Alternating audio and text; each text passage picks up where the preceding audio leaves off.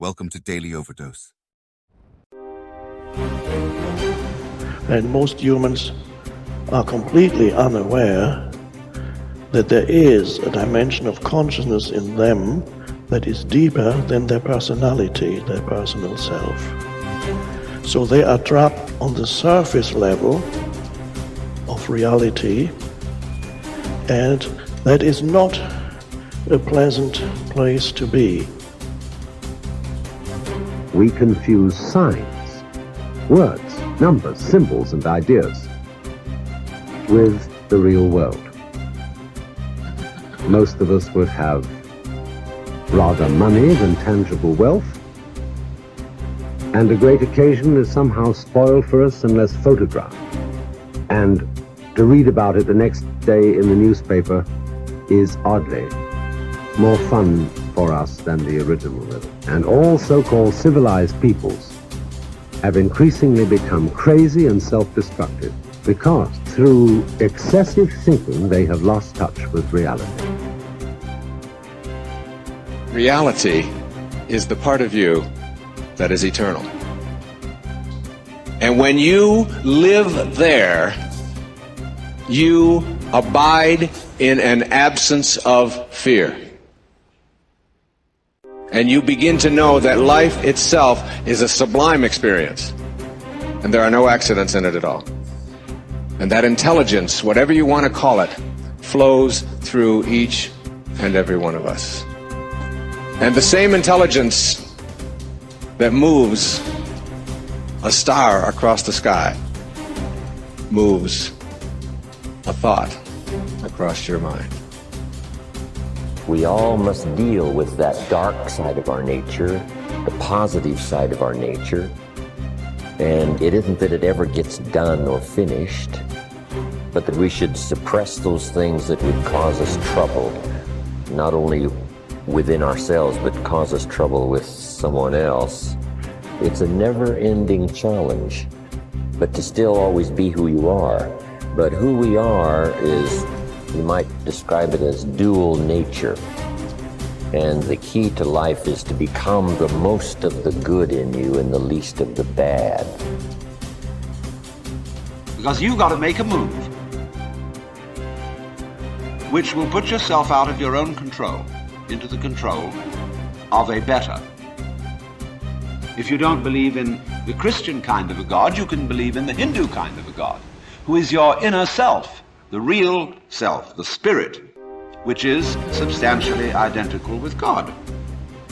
So you've got to meditate in such a way that you identify with your higher self. Now, how do you do that? Well, you start by watching all your thoughts very carefully, watching your feelings, watching your emotions, so that you begin to build up a sense of separation between the watcher and what is watched.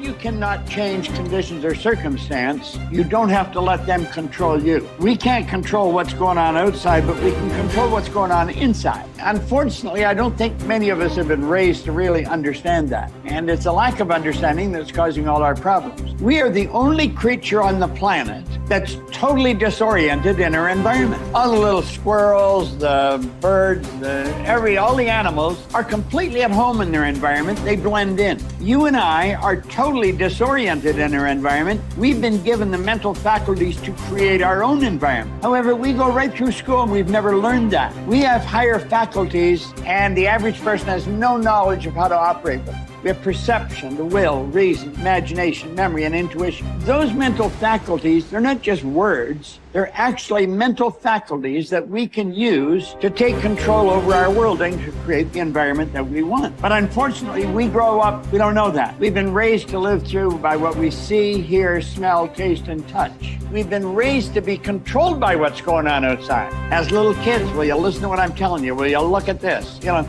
and so it's all outside. I think we're raised in ignorance, actually. There's a very small percentage of the population that have a reasonably clear understanding of who they are and what they're capable of doing, but the ones that do are in the minority. It's so important for people to remember that they're the creators of their lives instead of the victim of their lives. The victim is saying, I'm feeling this way because that person or that circumstance or I don't have any money is causing me to feel this way. That's my relationship with money. What that really means is I'm using my lack to reaffirm my dependency, my addiction, my conditioning. That's my relationship with money, is that I put my attention on money because I don't have it. Their relationship with money is, of course, built on lack. And so when they don't have it, they feel bad. What they're really saying is my outer environment, my reality is actually controlling the way I feel and the way I think. So Louis, why are you in a good mood today? Things are going good. Why are you in a bad mood? Things are going bad today. So this unconscious program of victimization is saying that we're allowing our environment to influence the way we feel and the way we think. Isn't that what victimization is? And the stronger the emotion we have to our lack, the more we put our attention on the fact that we don't have it. So then the person has forgotten that they're creating reality because what they're creating is lack. Okay, let's create from the field instead of from matter. Get a coherent heart, get a coherent brain, relax in the heart, and energy moves right into the brain. We've measured this 1,000 times, and all of a sudden the person moves into these beautiful, elegant brainwave states where they're super creative, right? The future must become the present in the imagination of the one who would wisely and consciously create circumstances. I think right now everybody wants to create circumstances because they don't like the ones they find themselves in. But you see, you cannot change the circumstance you find yourself in. You can only change your perception of them. And when you do that, you change the circumstance. So we say here, the future must become the present in the imagination of the one who would wisely and consciously create circumstance. We must translate vision into being. Thinking of into thinking from.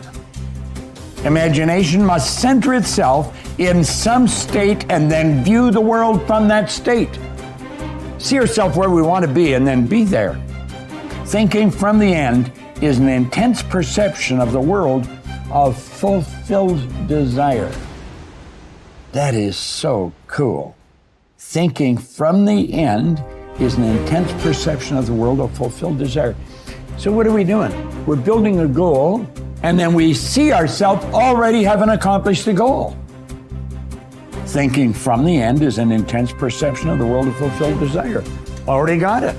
I don't have to get it, I've already got it. That's an intense perception of the world of fulfilled desire.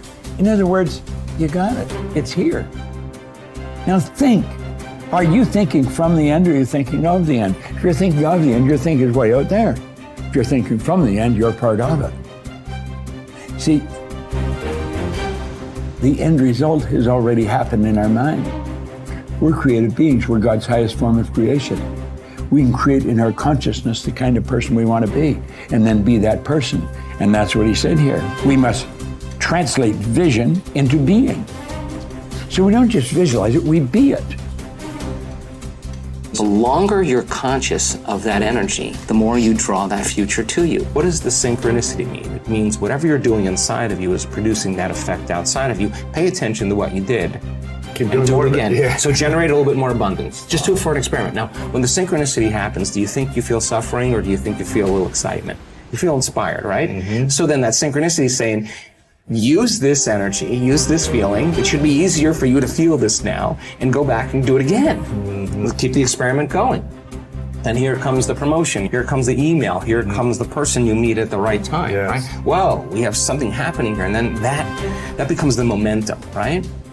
So then we generate abundance. That's how we do it. We generate abundance, right? So then if you have an hour meditation where you're tuning into your abundant future, but then you're spending the other 15 hours a day in lack, don't expect anything to change. You defaulted.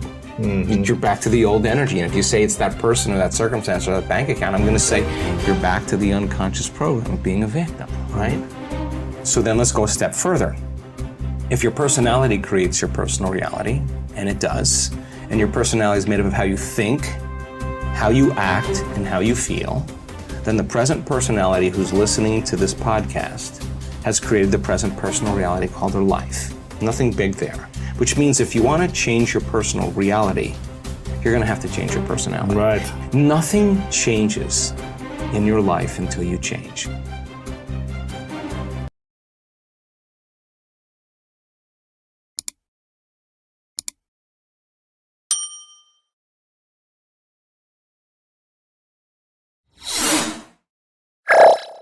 Thank you for watching our videos. Please like and subscribe to our channel so you won't miss another video.